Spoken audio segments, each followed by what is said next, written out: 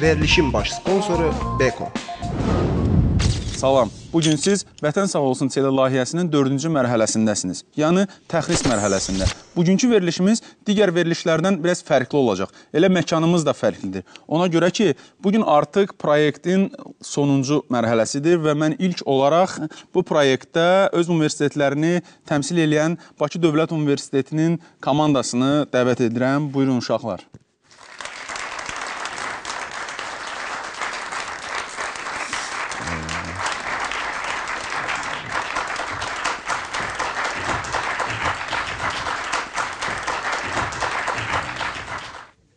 Bu gəncləri siz bütün layihə ərəfəsində hərbi geyimdə və hərbi tapşırıqları yerinə yetirən zaman gördünüz. Bu gün onların biz təəssüratlarını soruşacağıq və onlarla bərabər bugün bizim burada qonaqlarımız da var ki, onların da həmin bu uşaqların fəaliyyəti barəsində təəssüratlarını bölüşəcəyik. Və qonaqlardan birini mən studiyaya dəvət eləmək istəyirəm.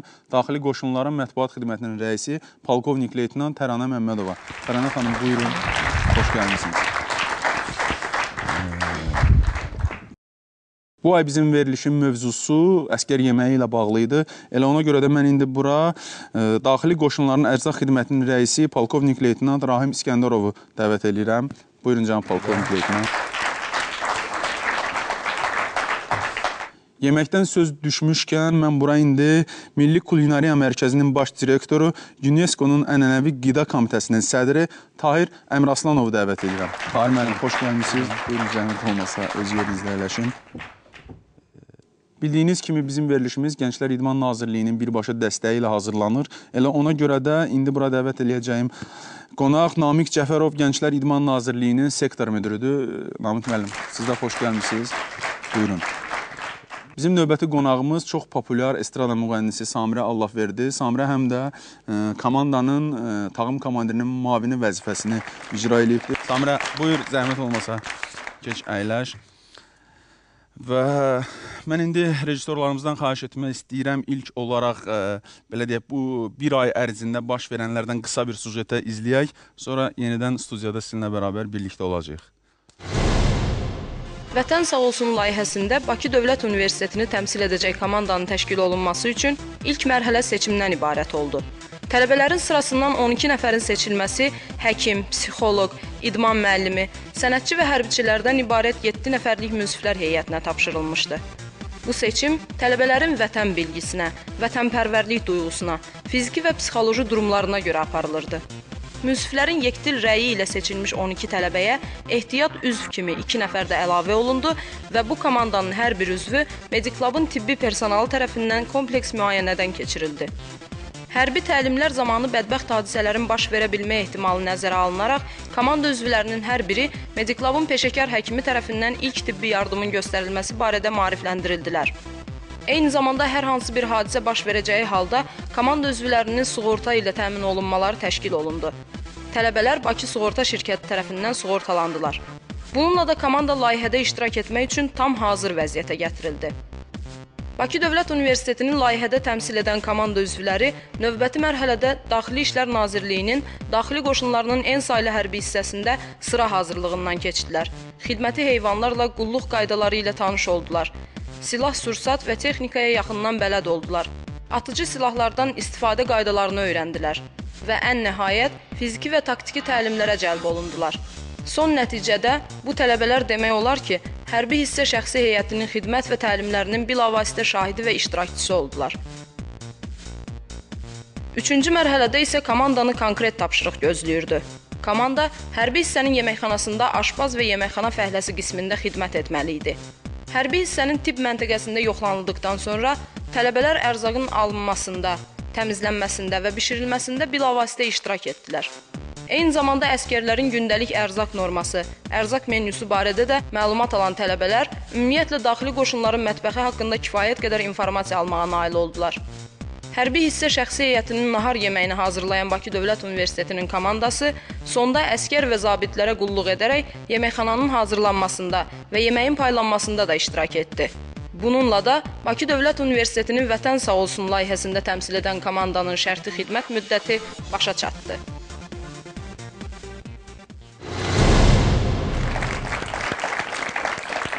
İlk sualı Tərana xanım sizə ünvanlamaq istəyirəm. Bizim bu iştirakçılar sizi proyekt ərəfəsində yormadılar ki?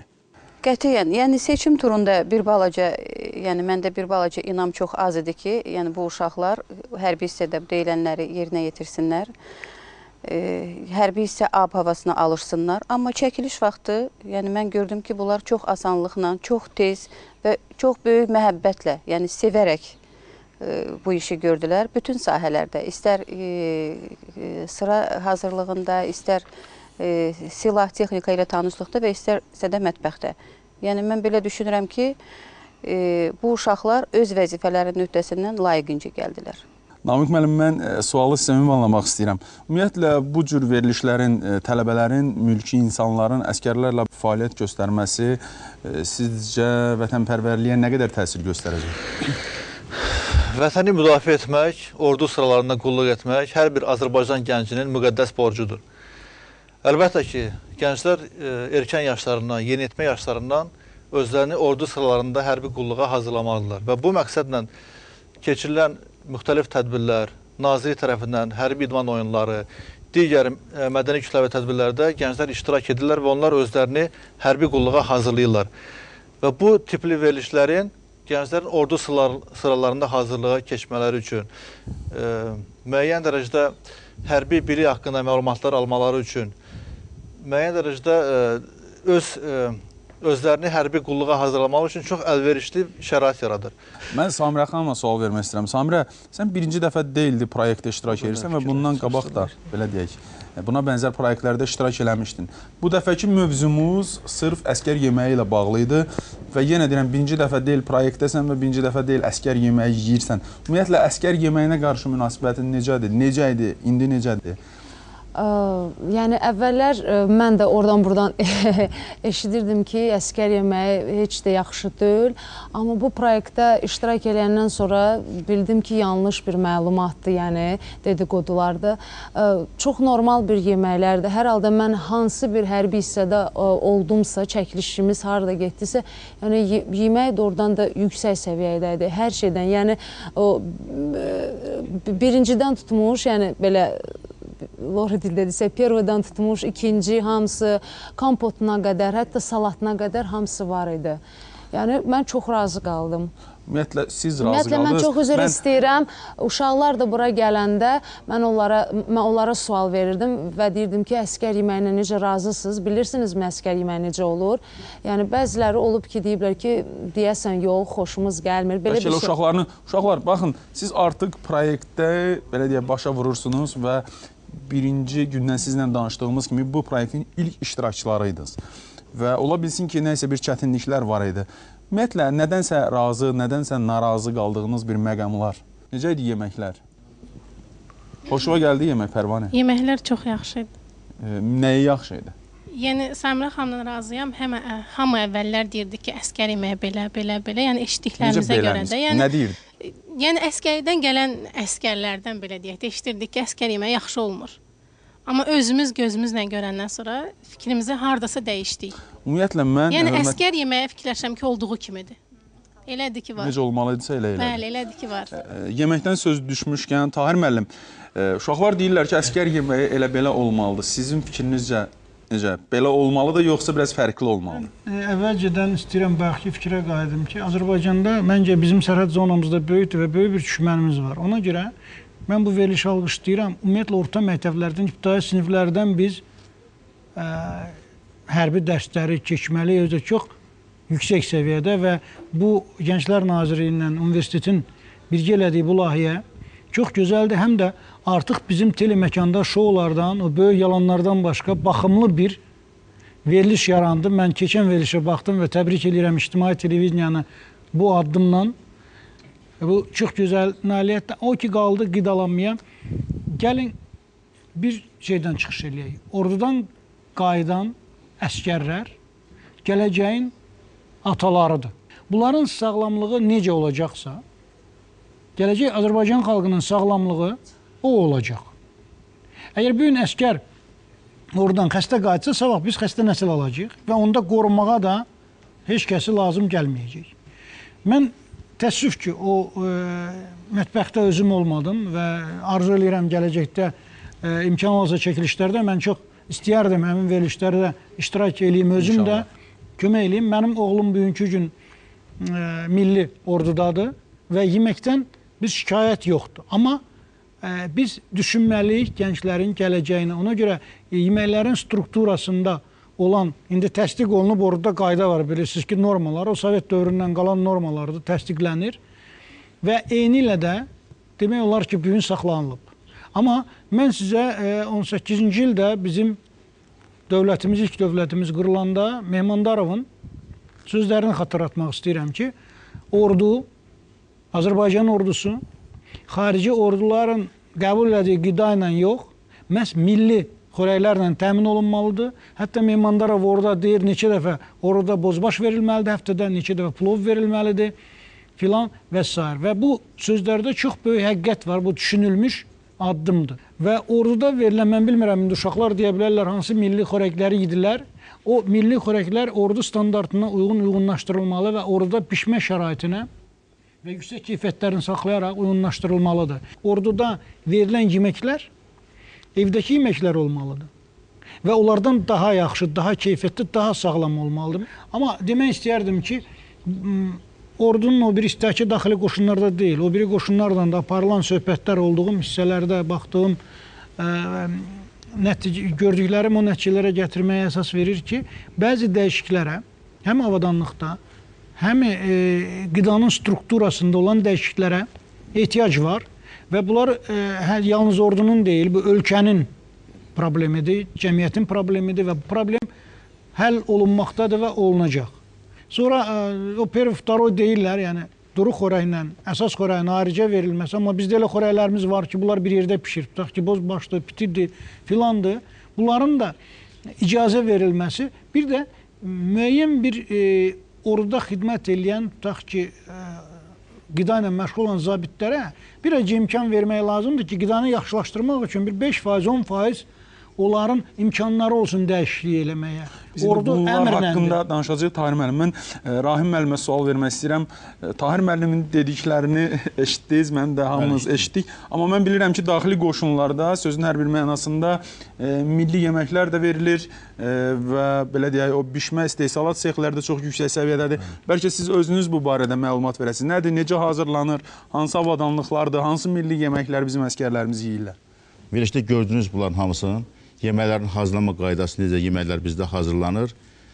Orada iştirak edənlər əvvəlcə yeməyin necə ambardan alınması, yeməkxanaya gətirilməsi və onun birinci etapda necə hazırlanması, bunlar hamısı görsəndir. Bizim bütün fikrimiz budur ki, əskərlərin yeməklərinin hamısı keyfiyyətli olsun. Niyə görə keyfiyyətli olsun? Əgər əskər keyfiyyətli yemirsə, əlbəttə onun qulluğu da, ondan sonra onun o 6 saat ki, yeməklərin arasında fərq var. Həmən dövrdə əskərin, necə deyərlər, onu o 6 saatı dözməyəcək, o qulluğa da o çatmayacaq. Necə deyərlər, o hansı ki, o fiziki işlərlə məşğul olurlar. Qaldı ki, indi Tahir müəllim burada dedi ki, yeməklərin hazırlanmasında, o milli xörəklərin verilməsində, bilirsiniz, milli xörəklərin verilməsi çox həddindən artıq vaxt sərf eləyir. Biz milli xörəklər veririk. Əlbəttə, milli xörəklər biz həftədə 3 dəfə verə bilirik. Həmişə milli xörəklər vermək olmur. Ona görə ki, bunun ötürü həm vaxt lazımdır, həm də o normalar ki var, bütün normalar var bizdə. Bütün bu normalara əsasən bu ərzaq növləri verilir. Tahir müəllim, üzr istəyirəm. Ümumiyyətlə, hansı yeməklərdən orduda birinci yemək istifadə biz eləmək veririk, sub yeməkləri veririk. Bunun içində düyü subu var, duru yeməkləri. Birinci növdə biz düyü subu veririk, noxud subu veririk, lobya subu veririk, verməşil makaron subu veririk. Bunlar bölünürlər həftələr arası. plov verilir bizdə, həftədə 3 dəfə plov verilir. Milli adət. Bəli, milli ənənələr. adətlərə görə kotlet verilir. Verilişin baş sponsoru Beko. Təranə xanım, mən sizə sual vermək istəyirəm. Siz mətbuatla işləyən orqansınız və daima da bu sualı mənə verirlər. Bu veriliş efirə gedəndən sonra da elə mənə zəng vuranların, məni görənlərin əksəriyyəti bu sözü mənə deyir ki, sizi görürlər eləyirlər də. Sizi görəndə yaxşı eləyirlər. Bəlkə buna biraz münasibət bildirəsiniz. Əslində necədir? İstənilən vaxt istənilən adamı, istənilən hərbi hissəyə dəvət edib həmin o prosesi geridən göstərmək olarmı? Əlbəttə.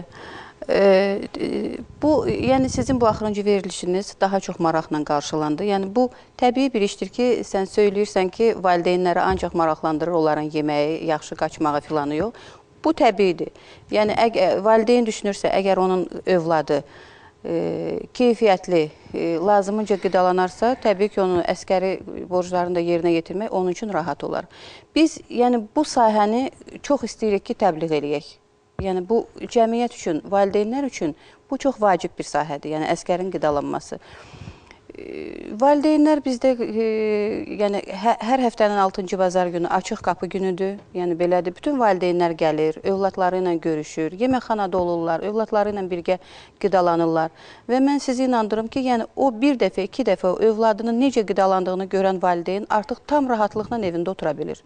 Və onun artıq hərbi hissəyə yemək gətirməyi, övladını yedirtmək arzusu olmur. Ümumiyyətlə bu mövzuya yaxınlaşmaq istəyirdim. Ben neçə dəfə olub ki, mən şəxsən 6-cı bazar günləri hərbi hissəyə gedirəm, valideynlərin fikrini maraqlanmaq üçün.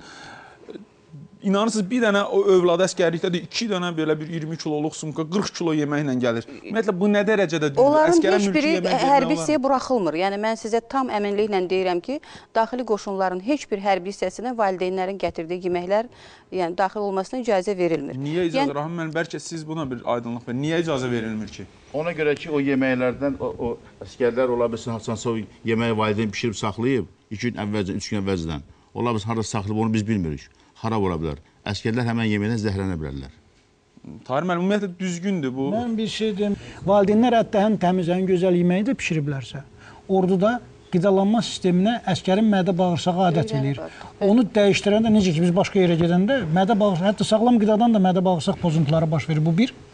İkincisi də, hesab edirəm ki, ordumuzda bugün ayrılan vəsait də, qidanın miqdarı da çox-çox gözəldir və yetərlidir, yetərlisindən də biraz artıqdır. Amma yenə məsələ ondadır ki, biz çalışıb onu necə gətirməli? Bayaq biz müzakirə eləyirdik. Orduya peşəkar aşpazların cəlb olunması.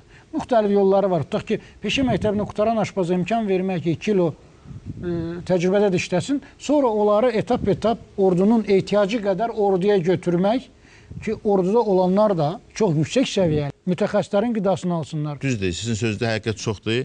Ancaq bizdə aşpazların hazırlanması üçün kurslar var. Biz 2 ay kurs keçiririk yenə gəlmiş əskərlərdən. Hansı ki, o əskərlərin həvəsi var onu öyrənməyə.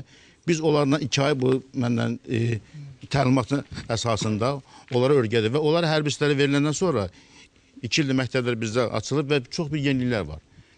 Bir var, birinci gün gəlir əskər salasına yeməkxanaya, deyəsən bu yeməyi pişir. Bir də var ki, 2 ay kursdan sonra o bilir ki, nə deməkdir yemək pişirmək, öyrənib, bilir ki, necə karışqa soyulmalıdır, necə birinci yemək pişirməlidir, ikinci yemək pişirməlidir, necə salat düzəlməlidir, necə soğan soyulmalıdır, kartol soyulmalıdır. Bunların hamısında məlumatları var. Düzdür, Tahir müəllimin dedikləri çox yüksək səviyyədə o kulinarlardan danışır Tahir müəllim. Yəni ki, onların səviyyəsi çox yüksəkdir. Bugün onlar dünya səviyyəli kulinarlardır. Ancaq biz isə özümüz, öz əskərlərimizdən öz dərslərimizi keçiririk və yeməyi pişirməyi öyrənirik. İkinci sənət də öyrənirlər. Bəli, ikinci sənət öyrənir. Biz onlara istəyirəm, biz uşaqlarla başqa bir hərbi hissədə, yəni Qala Tədris Mərkəzində olanda, orada yemək uşaqların daha çox xoşuna gəldi və biz oradan maraqlandıq, orada mülki şəxslər yeməyə hazırlayırdı. Və bir çox hərbi hissələrdə var bu. Ümumiyyətlə, gələcəkdə gözlənilirmi bütün hərbi hissədə yeməklər əskərlər yox, mülki şəxslər özləri hazırlayır? Fikrimiz var gələcəkdə mülki şəxslər eləmək, mülki şəxslər də olmasa və o adamlar ki, yeməyi pişirəcəklər, onlar sırf mütəxəssis olsunlar. Yəni, orduda qulluq etmiş mütəxəssis aşbaz. Yeməyin ki, sırf texnoloji qaydana uyğun pişirildi, bu yemək heç vaxt keyfiyyəsi ola bilməz. Biz nə qədər burada... Üzr istəyirəm, qayıdıram. Bu, indi bugünkü gün mümkün olan şeylər orduda olunur. Tutaq ki, 2 ay aşpaz hazırlanır. Biz 3 il aşpazı çox çətinliklə hazırlayırıq. Dünyada aşpazın hazırlama müddəti 5 ildir. Bəlkə Və də çoxdur, Avropada ola bilər. ən ağır təhsildir. Amma biz yol axtarmalıyıq ki, indi bugün pis deyil, yaxşıdır. Amma bir yollar axtarılmalıdır Daha ki, yaxşı nə etmək lazımdır ki, daha da yaxşı yox, əla olsun. Çünki bizim ən yaxşı hissəmiz ordudur. Ən elitar hissəmiz, ən gözəl hissəmiz və millətin gələcəyidir. Oradan qayıdanlar nəsil verəcəklər bizə və ona görə orduda evdəkindən də yaxşı olmalı yeməklər. Əskər üzrə istəyən 1 il qulluq eləyir. Əlbəttə biz onu 6 ay, 7 ay isə 1 il bölgələnməli Mümkün də deyil, yəni ona vaxt yoxdur. Ümumiyyətlə mən Namiq müəllimə sual vermək istəyirəm. Namiq müəllim, əsasən orduda qulluq edən gənclərdir, siz də gənclərin nümayəndəsiz və biz nə qədər belə verilişlər eləsək də yenə də öz fikrində qalanlar da olur, fikrindən daşınanlar da olur. Ümumiyyətlə bizim gənclər nəyə görə belə deyək də, belə pis çıxmasın, birinci öz mədələrini fikirləşirlər. Bilirsiniz nəfərdir, biz Gənclər İdman Nazirliyi, onun yerli idarələri daima əskərlərin ünsiyyətdə, yəni biz onlara hamiləyə götürmüşük hərbi hissələri və asudə vaxtların təşkili ilə bağlı müxtəlif tədbirlər keçiririk. Yəni şənbə bazar günləri, müxtəlif idman yarışları, mədəni kütləvi tədbirlər keçiririk. Və hərbi hissələrdə qulluq edən əskər və zabit heyətə görüşdə biz onlarla bir yerdə çörək də yeyirik. Və qidanın nə qədər yüksək keyfiyyətli olması biz şahid olmuşuq. Yəni əskərlər bu günləri qidadan, yeməkdən korluq çəkmirlər. Amma əskərliyin də öz xüsusiyyətləri var. İnsan, gənc evdən ayrılandan sonra, onlar əlbəttə ki, evdə anası, nənəsi ona çox gözəl, ləzzətli yeməklər pişirir.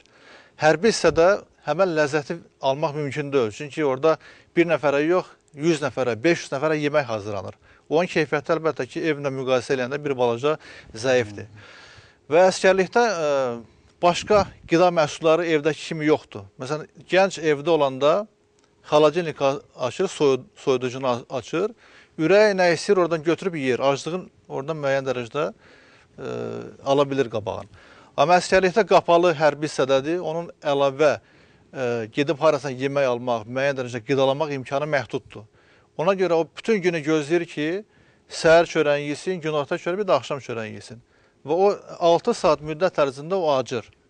Aclıq hissi də çox güclü hissi və ona görə ləzzət verən də odur. Ona görə əskərlər... Yəqin ki, hər halda onların o itirdiyi enerjiyə qarşı kalori verilir. Rahim müəllim, bəlkə biraz açıqlayaq. Nə qədər əskər enerji itilir və nə qədər kalori qəbul edir gün ərzində? Demək, əskərlərimiz 4258 kalori qəbul edirlər gün ərzində, bəli, gün ərzində. Onlar da bölünür səhər yeməyi, nahar yeməyi və şam yeməyi arasında. Ən yüngül yemək bizdə şam yeməyi vaxtı verilir. Balıq qızartması verilir, karçuka pürəsi ilə. Bu da gecə əskərlər şam yeməyi yatdıqları üçün, yüngül yemək olması üçün bunu belə nəzərdə tutulub ki, onlar rahat yatması üçün. Yəni onların o təlimdə itirdikləri enerjini, çünki daxili qoşunlar hamı bilir ki, gecə gündüz təlimlərdən. Gün ərzində. Bunlar da hesablanıb, bunlar hamısı raşotlandı.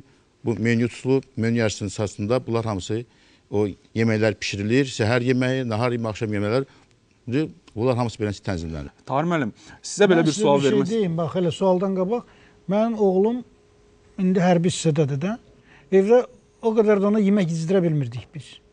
Amma orada yeyir. Orada özdə necə yeyir, mən ant qəbul eləmə mərasiminə gedəndə çox sevindim, oğlum dəyişmişdi, artıq biraz da əzələşmişdi, böyümüşdü və kişiləşmişdi. Yəni, o qidanın rejimlə qəbul olunması, vaxtı-vaxtında mədiyə, vaxtı-vaxtında düşən ehtiyatın verilməsi bədənə, o çox müsbət faktordur.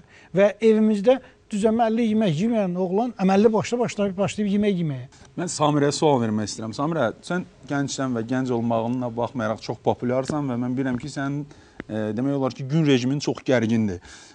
Gün ərzində rejimlə yemək yeyə bilirsən, səhər yeməyi, günorta yeməyi, axşam vaxtı-vaxtında? Ümumiyyətlə, axır vaxtlar demək olar ki, yox, rejimlə yemirəm.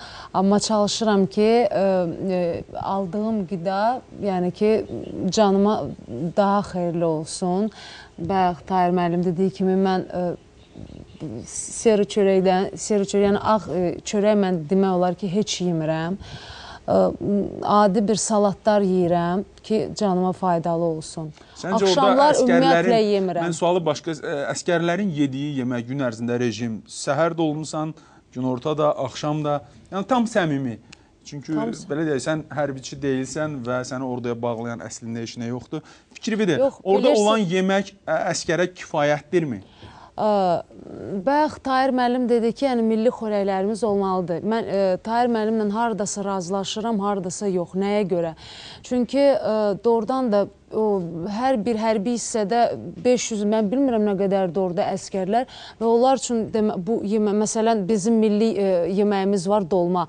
Bu dolmanı bu qədər əskərlər üçün hazırlamaq çox çətin bir şeydir. Amma onu qeyd edeyim ki, daxili qoşunlarda demək olar ki, ayda bir dəfə dolma yeyir əskərlər. Mən dolma da yeyirim, katvet də yeyirim. Yəni onlar həftədə bir dəfə ki... Gəlin, sualı biraz uşaqlara da verək. Rejimlə yemək yeyə bilirsiniz? Mən deyim. Buyurun. Baxışam, rejimlə yemək yeməmişəm baxışam bu vaxta kimi. Amma ki, həmin en saylı hərbi hissədə olanda daxili qoşunla rejimlə yemək veriləndə biraz az qaldı. Yəni, belə baxanda da. Çünki öyrəşməmişdik. Amma ki, yediyimiz yeməklər arasında ən qəşəngi lobya supu idi. Siz lobyanı xoşlayırsınız da elə deyirsiniz, başqasının düyü şorbası xoşlayırsınız. Belə adətən evdə xoşlayıram o yeməyi yemək. Amma ki, sonra o gələndə ki, o qaladakı hərbi hissədə yeməyə, həmin ondan əvvəlki hərbi hissədəki yeməkdən tamamilə fərqlənirdi. Bəlkə mülki şəxslər pişirdiyinə görə idi, nə idisə, axırı fərqlənirdi. Keyfiyyətcəndə, dad baxımından da fərqlənirdi. Quru yeməkləri bəyənmədim, çox quru idi. Adı kimi, amma duru yeməklər çox yaxşı idi. Buyurun, növbəti. Bayaq Rövşən müəllim, sizin fikrinizə qayıtmaq istəyirəm. Düzü biz hələ bu layihədə iştirak eləyənə kimi elə elədik də. Bizə deyirlər, siz ora getmişsiniz deyin, xüsusi yemək hazırlayıblar, ay elə belə. Ancaq biz onları özümüz gördük. Birinci gün elə hər bir komandanın özü deyə bilər ki, yemək yemək istəmirdik. Yəni ki, belə çəkin, belə baxırdıq qəskər yeməyidir. Ancaq ikinci günü biz hərbi hissədə olanda hamımız saat 2-ni gözləyirdik ki, görək yemək vaxtı nə vaxt olacaqdı. Mən də elə fikirləşirəm. Mən əvvəlcə xoşuma gəlməyən kompot oldu. Kompotun biraz dadı zəif idi. Ancaq salatlar çox xoşuma gəldi. Yəni keyfiyyətli idi, həm də dadı yaxşı idi. Normal qaydasında. İki bacı bir öydə öyrənirlər. Sonra gedirlər ərə. Eyni xörək ikisi də pişirir, amma xörəyin dadı başqadır. Bu ərzaq naboru bütün hissələrə eyni verilir təxminən də. Hə, təxminən eyni. Amma birində görəcəksiniz ki, o xörək çox ləzzətlidir. Çünki ya da o xörəyi bu əskər pişiribdi, onun əli dadlıdır, bacarır, ətrini, yerini tutmağa, duzunu tutmağa çox gözəl, ləzzətli bir şey qoyur. O biri gün, ya o bir hissədə həmin xörək pişirilir, amma onun dadı yoxdur. Dad məsələsi çox qəribə bir şeydir. Ona görə biz peşəkar aşpazlardan danışırıq ki, onlarda o dad duyğusu artıq formalaşır. Amma ola bilər ki, düzdür, bax, bu lobyanı çox xoşlayıb, həmin gün, həmin lobyadan, həmin qaydada başqa yerdə pişiriblər, yiyiləsi olmayıb. Bir nəfərin şirin kompot xoşuna gələ bilər, bir nəfərin kəmşirin xoşuna gələ bilər və yaxud quru yemək, biri quru yemək xoşlayır, biri yağlı yemək. Burada zövq müxtəlifliyi var. Yəni demək olmaz ki, kəskin bu pisdir, bu yaxşı. Əskəri nə qədər çox yükləsələr, nə qədər çox təlim keçsə, o qədər ləzzətli. Ən yaxşı ədviyyat xörəyin dad verən aclıqdır. Bir çox yaxşı atalar sözü var, deyir, nəfsinə güc gəlməyən əskər düşməni məğlub edə bilməz. Mən üzr istəyirəm, Nurlaniyə sual vermək istəyirəm. Biz onu proyektdə nəyə görə seçdik? Hamı da mənə deyir, o qızı niyə seçdiniz ki? O qız biraz zəif qıza oxşuyur. Onu məhz ona görə seçdik ki, o çox cəsarətlə dedi ki, əskər yeməyi dadsızdır, mənim xoşuma. Eşitmişəm ki, pisdir. Gəlin öz fikrini elə burada öyrənək, görək necə idi?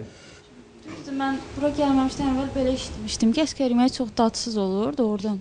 Amma bura gələndən sonra tamamilə fikrim dəyişdi. Hətta mənə qrup yoldaşlarım da, uşaqlar da, tanış uşaqlar da soruşurlar ki, bəlkə bu sizə görə belə edirdilər. Amma biz orada əskərlərlə ünsiyyətdə olduq, hamısıyla danışdıq və dedim ki, yoxdur, oradan dadlıdır. Mənim çox xoşuma gəldi, əksinə. Amma quru xörəklər daha çox xoşuma gəldi. Sizin də quru xörək xoşunuza gəldi?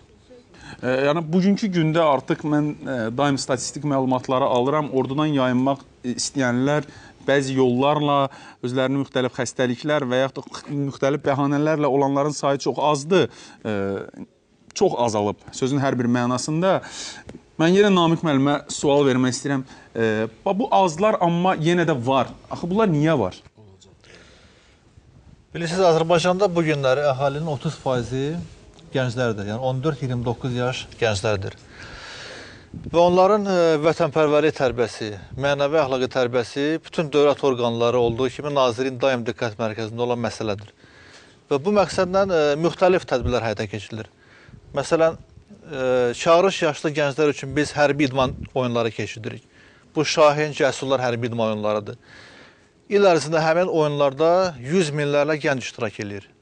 Həmin oyunlar birinci növbədə o məqsəddən keçirilir ki, gəncləri, uşaqları erkən yaşdan ordu sıralarına hazırlamaq, əskərlik keçmək, yəni hərbi texnikanı öyrənmək, hərbi qulluq nə demək olduğunu başa salmaqdır. Əlbəttə ki, gənclər hamısı eyni deyil. Onların sırasında əlaçı oxuyanlar da var, fiziki qüvvəsi olanlar da var, zəif olanlar da var, müxtəlif idmanla məşğul olan, idman bölmələrində məşğul olanlar var. Bəziləri də var ki, onlar zəifdirlər. Həm mənəvi cəhətdən zəifdirlər, həm fiziki cəhətdən zəifdirlər. Onlar orada qulluq etməkdən bir balaca çəkinirlər və o ondan irəli gəlir ki, orada qulluq etməyin nə olduğunu başa düşmürlər. Təranə xanım, son dövrdə Ali Baş Komandanın cəbhə bölgəsində səfəri, ordu ilə bərabər olması, əskərlərin, belə deyək, şəxsən onların fəaliyyəti ilə tanış olması və cəbhə bölgəsində olduğu zaman Bərdə şəhərində yerləşən daxili qoşunların da eyni sayılı hərbi hissəsində oldu. Bu Ali Baş Komandanın orduya diqqəti, qayğısıdır təbii ki. Bəlkə bu haqda biraz danışaq. Ümumiyyətlə, Ali Baş Komandan orduya bu qədər diqqət yetirirsə, ordunun daima yanındadırsa, orduya daim, belə deyək, dəstək olursa, burada başqa nə problem ola bilər ki? Heç bir problem ola bilməz. Düz dediniz, yəni əgər sərkərdə nə vaxt əskərin yanında olursa, o əskərin cəsarəti də artır, qüvvəsi də artır. Döyüş hazırlığı o hiss də daha yüksək səviyyədə formalaşır, bu belədir. Və Ali Baş Komandanın orduya qayğısına gəldikdə isə bu barədə çox danışmaq olar. Yəni bugün silahlı qüvvələr, eləcə də daxili qoşunlar Ali Baş Komandanın, Cənab Prezidentin xüsusi diqqət və qayğısı ilə əhatə olunub. Və bugün daxili qoşunlarda, yəni mən daxili qoşunların zabiti kimi ancaq öz qoşunum haqqında danışa bilərəm. Yəni bugün daxili qoşunların bütün sahələrində, bütün həyatında böyük bir dinamik inkişaf var, quruculuq işləri var. Yəni sən özün də şahidsən, yəni bu hərbi hissələrdə çəkilişlər zamanı olursan, hər bir şərait yaradılıbdır. Yəni Cənab Ali Baş Komandanın... Tahir müəllim, bir məsələni qeyd etmək istəyirəm ki, mən şəxsən bir çox hərbi hissələrdə olduğum zaman və Ali Baş Komandanın hərbi hissələrə gəldiyi zaman hər dəfə şahid olmuşam ki, o əskərlərlə bərabər oturur çörək yeyir, çay içir və hamı bilir ki, prezident ümumiyyətlə daima onun təhlükəsizliyi qorunmalıdır, daima nəzarətdə olunmalıdır ki, ölkənin baş komandanıdır, ölkənin prezidentidir. Və mən düşünürəm ki, görün Azərbaycan Silahlı Qüvvələrinin Ali Baş Komandanı öz ordusuna nə qədər güvənir ki, o hərbi hissəyə gəldiyi zaman əskərlərlə bərabər məhz əskərlərin yediyi yeməkdən də yeyir. Mən hesab edirəm ki, əskərlərlə yeməkdən daha böyük ləzzət alır. Çünki o bilir ki, nə orada yaranıb və o özünü ordudan, xalqdan ayırmır. Mən başqa tədbirlərdə də görmüşəm prezidenti, yadınızdadırsa, o bizim hətta adi idman qələbələrinə o necə uşaq kimi sevinir və ürəkdən sevinir. Çünki o Azərbaycanın qələbəsinə sevinir. Mənim yadımdadır, Sankt-Peterburqda 2 il bundan öncə bizim sərgiyə gəlmişdi və bizim medalların bir hissəsini gördü, kulinarların yarışlardan gətirdiyini gördü, necə ürəyi açıldı, sevindi. Bu insan çox səmimi insandır, inanır, amma orduda olmaqla o bir şeyi də eləyir. O, indi siyasi rəhbər kimi barmağınla yanıyır qonşularımızı ki, mən bura gəlməyim əbəs deyil, yığışdırın özünüzü. Çünki ordu yoxlanır, ordu hər an hazırdır. Və ola bilər ki, elə bu gecə yasabaq əmr verilsin. Və Ali Baş Komanda bilir ki, ordu hazırdır və o, onların içindədir deyən onlara inanır. Ordu da bilir ki, harada olsa Baş Komandanın dediyi yerində və vaxtında dəqiqcəsinə yerinə yetiriləcək. Həm ordu Baş Komandandan əmindir, həm Baş Komandan ordudan əmindir. Ona görə onun belə rahat gedib orada çörək yeməyə, heç nədən çəkinmək, bu təbii bir şeydir. Mən sonda Samirə xanıma, onun bir gözəl mahnısı var, Vətən. O mahnını eşitmək istəyirəm və hər birimizə xoş olardı. Samirə xanım, buyurun.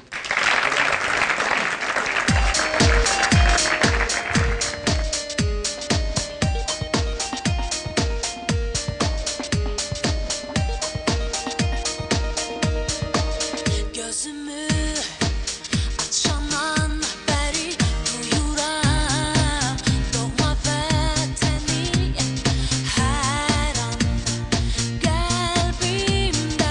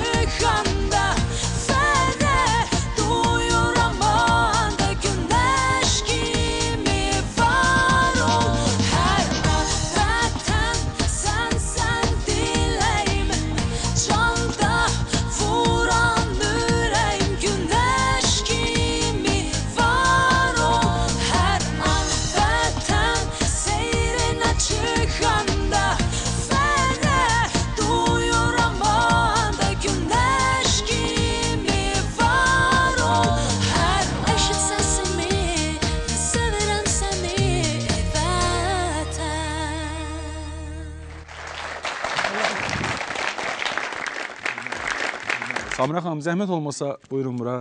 Sizin rəhbərlik etdiyiniz tağımın şəxsi heyətinə Mediclub tibbi servis tərəfindən... Tibbi müayinədən keçməyə gəlmişdi.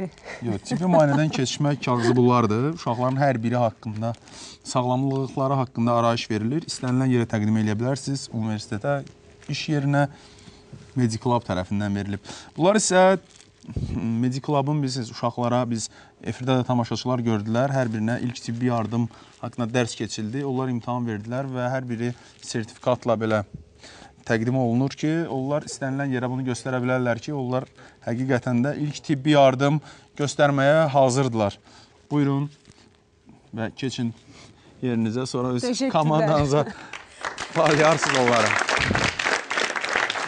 Mən buradan xüsusi olaraq bizim bir iştirakçımıza salam göndərmək istəyirəm. Hüseynli Zəhra, indi o bizi evdə mavi ekranın arxasında izləyir. Çünki bir balaca təlimlər zamanı ayağı burxulmuşdu. Mediclub'un peşəkar həkimləri tərəfindən ona yaxşı qayğı, diqqət göstərildi. Buradan hər birimiz salamlayırıq. Uşaqlar, siz də öz əskər yoldaşınızı salamlayın. Və sonda sözü yenə bizim qonaqlarımıza vermək istəyirik. Bizim gənclərimizə, bizim xalqımıza nə ürək sözünüz var, bizim əskərlərimizə. Buyurun, Tərənə xanım. Mən çox arzu edirəm ki, ordu ilə cəmiyyət arasında çox açıq əlaqələr olsun. Yəni, bu halda əgər biz ordunu cəmiyyətə düzgün göstərə bilsək, orduya məhəbbət yaranar. Uğurlu olsun gələcək işləriniz. Çox sağ olun. Rahim müəllim. Mən də sizə öz minnətdarlığımı bildirəm bu verilən şey ki, ərzaq xidməti haqqında demək olar ki, ola bilsin ki, bəlkə də bir dəfə ya iki dəfə veriliş olmayıb. Bu çox geniş veriliş oldu və ərzaq xidmətinin necə böyük xidmət olduğu və onun necə əziyyətli xidmət olduğu hələ bundan sonra da bilinəcək. Çox bir çətin işdir bu iş və ona görə mən bu verilişi apardığı üçün, bu verilişi bizim Azərbaycan xalqı bildiyi üçün ki, belə bir veriliş var, belə bir xidmət var, belə bir insanlar orada çalışırlar, onların öz uşaqları özlərinə yemək pişirirlər, əskərlik çəkirlər. Bunlar hamısı şərtdir, bunlar hamısı işdir. Ona görə mən bu verilişə öz minnətdarlığımı bildirirəm. Çox sağ olun. Tahir müəllim. Mən sözümü 3 şeylə bitirəcəm. Birincisi, mən oğluma onun xidmətdə olan dostlarına, yanındakılara və onların timsalında bütün əskərlərə özümü tutub deyirəm ki, oğul, mən səni ölmə göndərməmişəm. Vətən uğrunda ölmək yox, öldürməyə hazır olmaq lazımdır və bütün əskərlərə bunu arzulayıram ki, hazır olsunlar. Çünki baş komandan sabah əmr versə, öldürməyə hazır olun, ölmək yox. Elə hazırlaşın ki, sizi yox, siz öldürəsiniz. İkincisi, mənim müraciətim qızlarımızadır. Qəşəng xanımlar, qulluğa can atmayın, amma bir xahişim var. Əskərlikdə olmayan oğlanla ailə qurmayın. O sabah sizi qorumayacaq və ailə də məhv olacaq və hər bir kişi bilsin ki, qulluq eləməsə Azərbaycan qızına onun yaxın durmağa haqqı çatmır. O layiq deyil onun məhəbbətinə.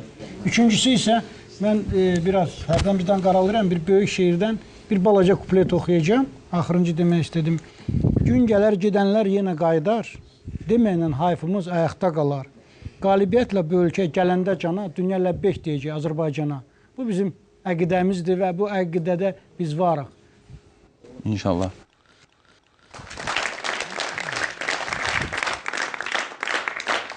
Mən bütün gənclərə vətənə sədaqətli olmağı və vətən qarşısında öz borclarını layiqincə yerinə yetirməyi arzu edərdim. Bu verilişlə bağlı Gənclər İdman Nazirliyi çox maraqlı və gənclər üçün faydalı olduğuna görə gələcəkdə bu tipli layihələrin dəstəkləməsini özlərinə götürür və hansı köməklik lazımdır, biz hazırıq daima. Çox sağ olun. Buyurun. Samira xanım, buyurun. Qoşuluram, əlbəttə ki, mən də bu sözlərə, gözəl sözlərə. Ümumiyyətlə, hər əziyyət çəkən burada insanlara, bütün proyektin kollektivinə dərin təşəkkürümü bildirirəm. Və əlbəttə ki, əlaqsız bu uşaqlara uğurlar dilirəm. Çox sağ olun ki, mənimlə bir yerdə oldunuz və bu proyektdə iştirak elədiniz. Təşəkkürlər. Çox sağ olun. Mən burada xüsusi olaraq bizə dəstək olan insanlara öz təşəkkürümü bildirmək istəyirəm. Bizim baş sponsorumuz Beko şirkətinə. Çünki vətənpərvər insanlar harada varsa, Beko sözün hər bir mənasında orada var və bizə dəstək olur, bu gənclərə dəstək olur. Onların daha cəsarətli olması üçün bizə köməklik eləyir və Mediclub tibbi servis mərkəzinə öz xüsusi minnətdarlığımı bildirmək istəyirəm ki, bizim uşaqlara ilk yardımı göstərdilər. Bilirsiniz, Döyüş vaxtı cəbhə bölgəsində bizim ən böyük problemlərimiz tibbi nöqteyi nəzərdən insanların çox savadsız olması idi. Hətta bir güllə yarasından qan axması ilə əsgər dünyasını dəyişə bilirdi. Və biz hər verilişdə Mediclub Tibbi Servis Mərkəzinin köməkliyi ilə bax bu gənclərə ilk tibbi yardım haqqında belə deyək, dərslər keçəcək, onlara sertifikat da veriləcək ki, onlar həqiqətən də ilk tibbi yardım göstərməyə hazırdılar. Xüsusi olaraq mən Bakı Sığorta şirkətinə öz minnətdarlığımı bildirmək istəyirəm ki, Bakı Sığorta şirkəti hər bir, belə deyək, gələcəyin əskərini, gələcəyin döyüşçüsünü, Qarabağ torpaqlarını işğaldan azad edən hər bir insanın həyatını sığortalayır və onlar da, özləri də inanırlar ki, əgər bunlara dövlət, belə deyək, hökumətimiz, Ali Baş Komandanımız, Gənclər İdman Nazirliyi bu qədər diqqət ayırırsa, bu qədər şirkətlər, bu qədər sığorta təşkilatları, tibb müəssisələri, biznes adamları diqqətdə saxlayırlarsa, demək, bugün Azərbaycan ordusunun qarşısında duran tapşırıq var. O tapşırığa görədir. O tapşırıq da ki, yalnız bir şeydir. Biz Qarabağ torpaqlarını düşməndən azad etməliyik. Mən xüsusi olaraq Gənclər İdman Nazirliyinə bu proyektdə birbaşa rəhbərlik etdiyinə görə minnətdarlığımı bildirirəm. Daxili qoşunlara və onun komandanlığına xüsusi minnətdarlığımı bildirirəm ki, bizə şərait yaratdılar. Demək olar ki, bütün hərbi hissələrin qapılarını bizim üzümüzə açdılar. İstədiyimiz texnikadan, istədiyimiz silahdan, istədiyimiz yerdən, belə deyək, ünvandan istifadə edə bildik və belə bir proyekt araya ərsəyə gətirib insanlara təqdim edə bildik.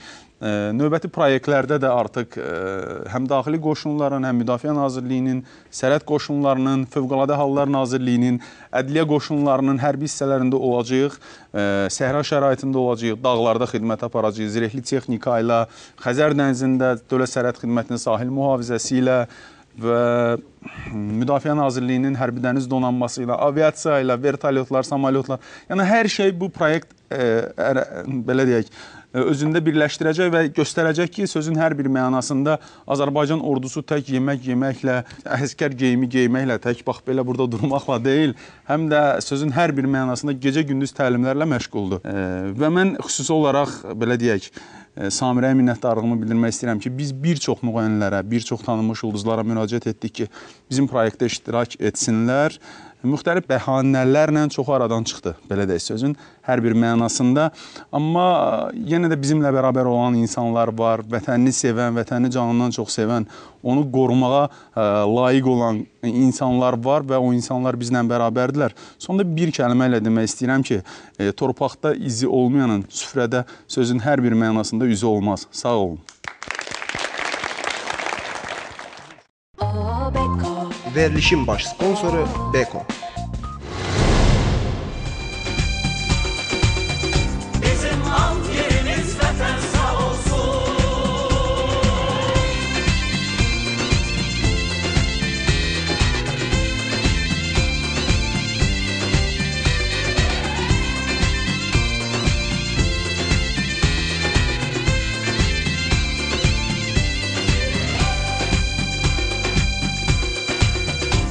Sarılıb silaha igidlərimiz tərhədlər boyunca səngərlər qurur. Üç renkli bayrağa and içən əskər xalqın keşiyində müsəlləh durur. Bu millət çox dözür, artıq bəsidir, artıq səbrimizin son nöqtəsidir. İntiqam almağın vaxt vədəsidir, ucalan səsimiz haqqın səsidir.